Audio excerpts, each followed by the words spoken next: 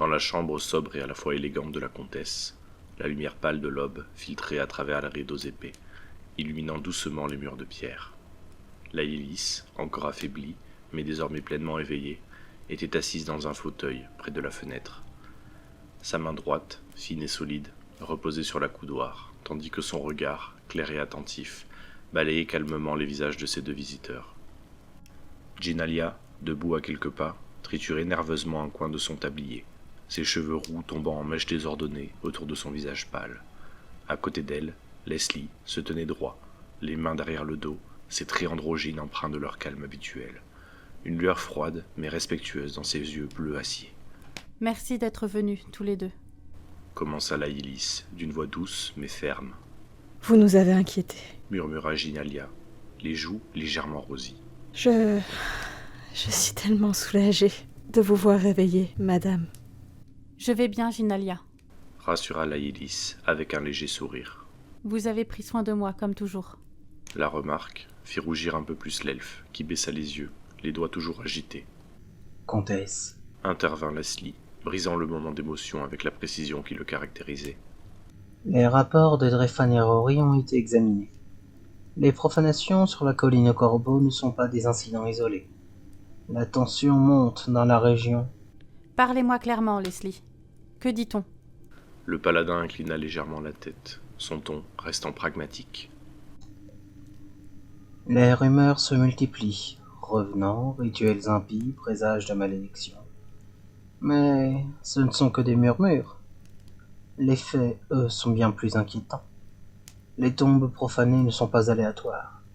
Les défunts appartiennent à des familles ayant des liens historiques avec Sombre Comté ou les anciens secrets du bois, toutes fraîches de l'année. Laïlis fronça légèrement les sourcils, ses doigts effleurant distraitement la coudoir du fauteuil.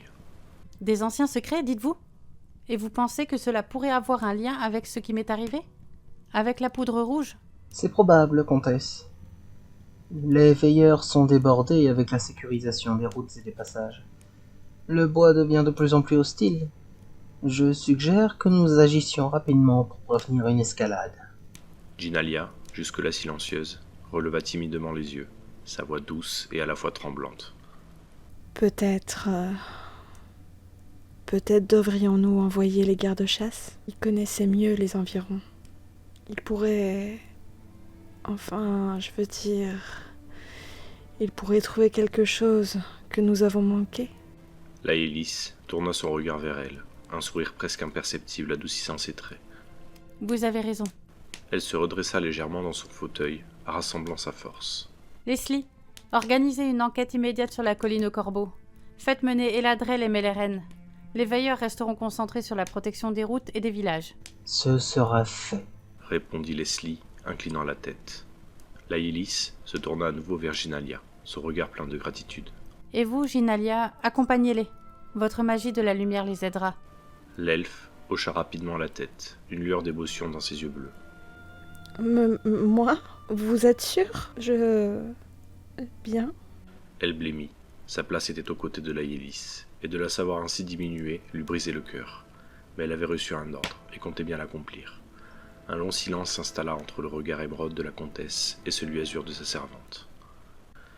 Le léger tintement d'un verre de cristal brisa le silence qui s'était installé après les derniers mots de Laïlis. Leslie et Ginalia tournèrent instinctivement la tête vers l'origine du bruit, et c'est alors qu'il apparut, sortant des ombres d'un coin discret de la pièce.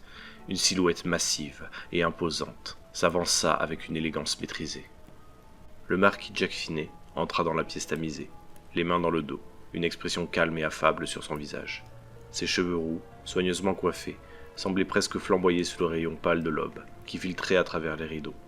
Ses yeux bleus, aussi profonds que l'océan qu'il commandait, scrutèrent un instant la pièce, avant de se poser sur Laïlis avec une tendresse palpable. Son uniforme rouge d'amiral, impeccablement ajusté, portait les insignes de la flotte de Kultiras, et plus précisément de Drosvar, symbole d'une discipline et d'un rang qu'il incarnait sans effort. La tension dans la pièce parut s'adoucir légèrement en sa présence, comme si l'autorité tranquille qu'il dégageait avait le pouvoir de calmer les tempêtes. « Vous êtes en bien meilleure forme que je ne l'aurais cru, ma chère. » dit-il en inclinant légèrement la tête vers Laïlis, sa voix grave, teintée d'une douceur particulière. La comtesse leva les yeux vers lui, une lueur de surprise dans le regard, mais un sourire naquit doucement sur ses lèvres. Vous avez l'oreille fine, Marquis. Étiez-vous là depuis le début? Quand êtes-vous arrivé de Dresdvar? Il frotta ses deux pouces l'un contre l'autre, puis répondit avec un sourire espiègle. Depuis suffisamment longtemps pour entendre votre plan d'envoyer cette chère Ginalia sur la colline au corbeau. Et je suis arrivé il y a 2 heures par Griffon. Mes navires sont taqués à Hurlevent. Ginalia, rouge comme ses cheveux, tenta de cacher son embarras en regardant ses pieds. Mais Jack lui adressa un regard chaleureux, accompagné d'un sourire bienveillant. Vous serez parfaite, Ginalia. Je n'en doute pas un instant. Vos talents et votre courage surpassent bien des marins que j'ai vus en mer. Merci, Marquis. Murmura Ginalia, sa voix à peine audible. Jack s'approcha alors de son épouse, s'agenouilla à sa hauteur, prenant doucement sa main valide dans la sienne. Laïlis, je vous en prie. Ne prenez pas sur vous plus que votre corps et votre esprit ne peuvent supporter.